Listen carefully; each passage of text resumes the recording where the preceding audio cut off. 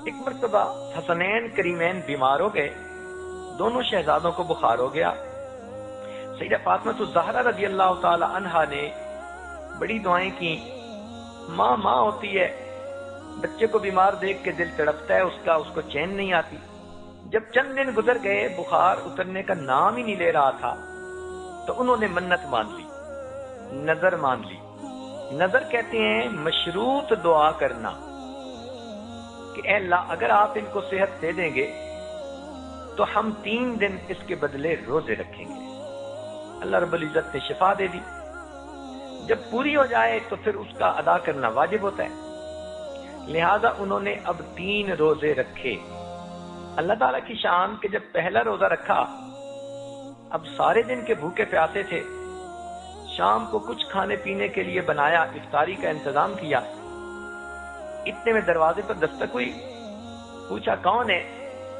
اس نے کہا کہ میں مسکین ہوں، بھوکا ہوں، پیاسا ہوں، اس دروازے پہ آیا ہوں کہ میں خالی نہیں جاؤں گا، میں اللہ کے نام پہ سوال کرتا ہوں۔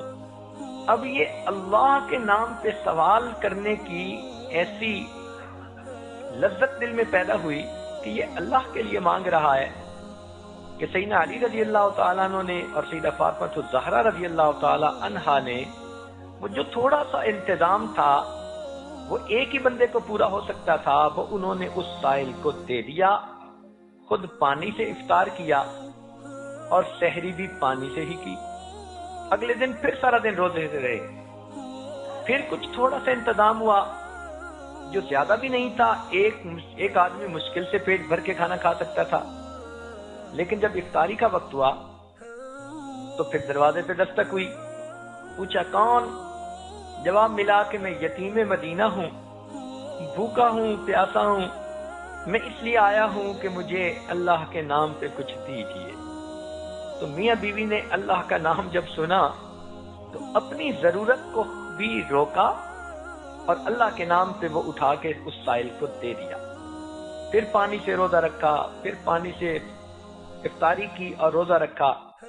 اب تیسرا دن آ گیا، تیسرے دن بھوکے رہے۔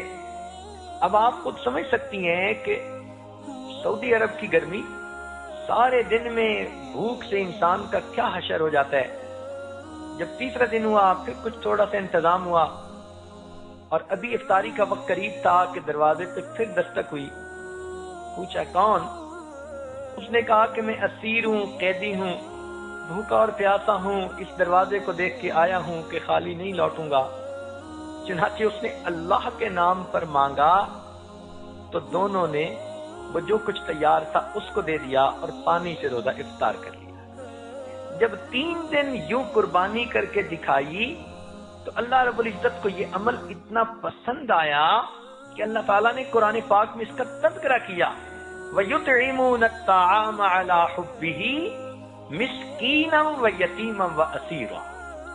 اب ذرا غور کیجئے، وہ 3 دن کی بھوک تو ختم ہو گئی جب انہوں نے کھانا کھایا، مگر جو ان کی تعریفیں قرآن میں ہوئی یہ تو دنیا میں بھی آج موجود ہیں، اور کل قیامت کے دن جب جنت میں قرآن سنایا جائے گا تو ان کی فضائل کے یہ تذکرے جنت میں بھی ہو رہے ہوں۔ اللہ رب العزت یہ دیکھتے ہیں کہ کون نسبتاً زیادہ قربانی کر کے مجھے راضی کرنے کی کوشش کر رہا ہے۔